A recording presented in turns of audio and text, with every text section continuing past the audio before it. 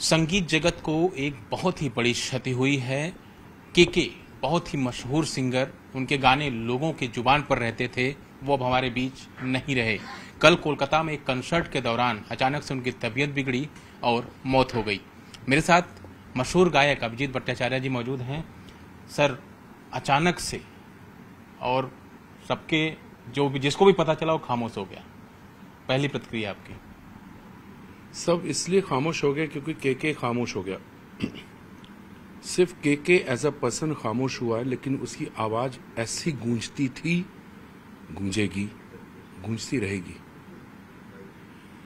जिस स्टेडियम में उसने शो किया कल, उसी स्टेडियम में मैंने 2 हफ्ते पहले मैंने भी एक कॉलेज का ही फेस्ट, सेम क्राउड, उसी तरह का मैंने प्रोग्राम किया।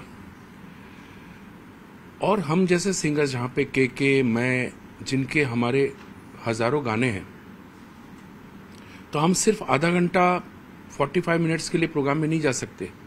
हमारे ऊपर प्रेशर इतना होता है कि हम कितना भी कम करने की कोशिश करें, और जो क्राउड है वो वंस मोर नहीं कहती, they want more. Once more उसको करती है जिसके 4 गाने, तो उसी को वंस मोर होता है। हम लोग के हजारों गाने, तो हम लोगों को 1 मोर, नेक्स्ट वन, और फ्यू मोर्स, 100 मोर्स, इस तरह का होता है। तो वो प्रेशर ये गलत बात है कि हमारे पर बहुत प्रेशर होता है। वो प्रेशर हमको चाहिए, हम पसंद करते हैं ऐसे प्रेशर को। उनकी डिमांड, ऑडियंस की डिमांड, ऑडियंस का हमको प्यार देना, और ऑडियंस का कभी मन नहीं भरना, यही सबसे बड़ा सक्सेस है। यही हुआ केके के साथ कि उनको भी उतरने नहीं दिया जा रहा था स्टेज से, क्योंकि ना वो छोड़ना चाहते थे, ना ऑडियंस उनको छोड़ेगी। ये सरस्वती का direct 1 to 1, heart to heart KK के साथ था। केके एक ऐसी शख्सियत है जिसने मॉडर्न संगीत को इंट्रोड्यूस किया है, लेकिन एज अ इंसान वो कभी आजकल के उस कैटेगरी में नहीं आता जिनमें कोई श्रद्धा, सीनियर्स के लिए कोई श्रद्धा नहीं है, वो संस्कृति नहीं है, वो अपब्रिंगिंग नहीं है। केके विदाउट किसी कंट्रोवर्सी में कभी नहीं पड़ा, ना तो उसके ज़्यादा आपको टीवी में कोई वो दिखेगा, ना तो किसी रियलिटी शो में रहेगा, ना तो वो सोशल मीडिया में कभी किसी टॉपिक के वजह से, जिसके लिए हमको बहुत जाना जाता है कंट्रोवर्शियल ऐसे, क्योंकि हम बहुत स्पष्ट बातें करते थे। सो केके में क्या था कि उससे आप कोई भी चीज की बात कीजिए तो आप उसके बारे में जान ही नहीं सकते, क्योंकि वो अपना काम करके सीधा घर। और मेरे और उसमें एक कॉमन चीज ये है कि उनका जो कंसल्टेंट है या सीए है या फाइनेंशियल वो जो संभालते, वो मेरा भी कहीं ना कहीं से कंसल्टेंट करते हैं, हितेश जी। तो हम लोगों को ये एक कॉमन चीज है। उनका पूना से एक कनेक्शन है, इन्वेस्टमेंट मेरा भी वही है।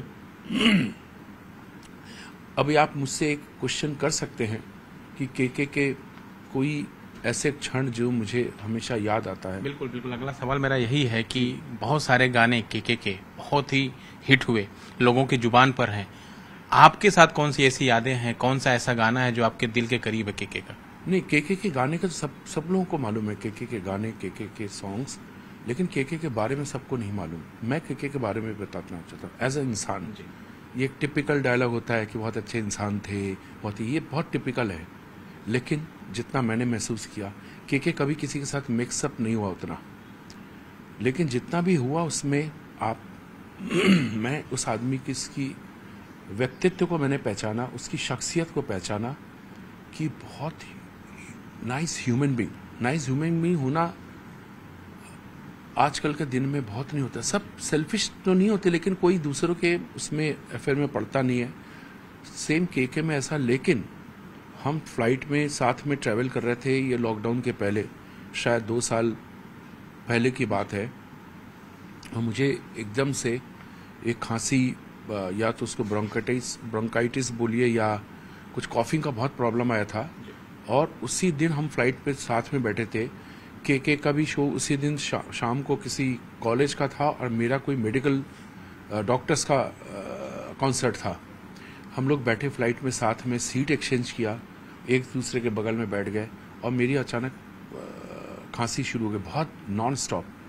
के उठा, उसने कैबिन बैग से अपना बैग निकाला और उसने मुझे कंठिल दिया कि दादा ये लीजिए, और बैठ गया। फिर उसने बहुत कुछ, फिर उसने मुझे अपने डॉक्टर का नंबर दिया, होम्योपैथिक डॉक्टर शेट्टी, बॉम्बे में ही। बोला दादा ये प्रॉब्लम सबको होता है, आप इनसे फौरन कंसल्ट कीजिए और इसको परमानेंटली हटाइए। उसके पहले कि वो मुझे बोलता कि दादा मैं आपका बहुत बड़ा फ़ैन हूँ, मैंने उसके मुंह पे हाथ रख के बोला के तुम जो कहने जा रहे हो मुझे कहने दो।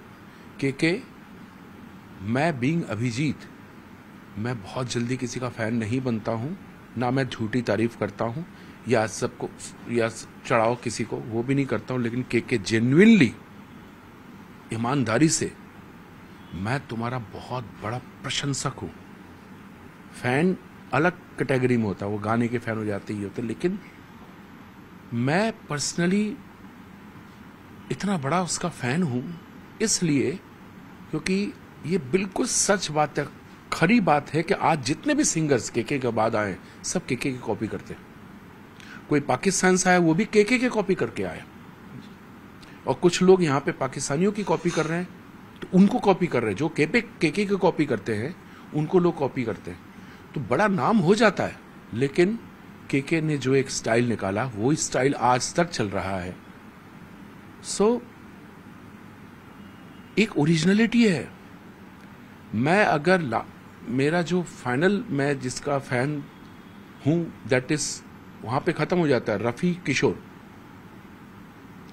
उसके बाद मेरे कंटेम्प्रेरी या मेरे नेक्स्ट जनरेशन में मैं किसी का गाना नहीं सुनता हूं, लेकिन मैं सिर्फ के का गाना सुनता हूं। और उसके लिए गट्स चाहिए। बीइंग एन आर्टिस्ट, मेरे में वो गट्स है कि मैं बोलता हूं के you are the best singer, जिसकी मैं तारीफ करता हूं। आपने कभी सुना नहीं होगा मुझे किसी सिंगर्स की तारीफ करने जनरली। तो मेरा, और अभी आपको मालूम है प्लेबैक सिंगिंग जो एक शैली है, प्लेबैक सिंगिंग, किसी हीरो के लिए गाना, वो हमारे बाद जब हमारा जो एक जो हम लोग आए, एक मैं, शानू, उदित, सोनू, ये जो दौर है, इसके बाद से ऐसा लगा था कि प्लेबैक सिंगिंग अब बदल गई है। अब प्लेबैक सिंगिंग नहीं होता है। कोई भी गाना कहीं पे भी लगा दो, चाहे वो फीमेल गाना हो चाहे मेल गाना हो, किसी के भी लगा दो, कैरेक्टर के लिए गाना नहीं होता प्लेबैक सिंगिंग। के ने उसको रिवाइव किया, उसकी वजह से प्लेबैक सिंगिंग सर्वाइव रही। तो मुझे लगता है कि के बाद कोई प्लेबैक सिंगर नहीं आया। सिंगर बहुत आए, सिंगर्स बहुत आए, लेकिन that is the difference between a playback singer and singer. So K was the last as a playback singer. उसके बाद सब आइटम गाने होते, चाहे अच्छे गाने हो या खराब गाने हो, सब कुछ हाथ से होता है, सब कुछ सॉफ्टवेयर से होता है, सब कुछ साउंड कार्ड से होता है।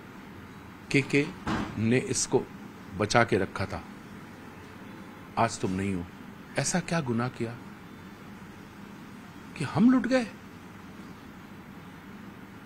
लव यू के।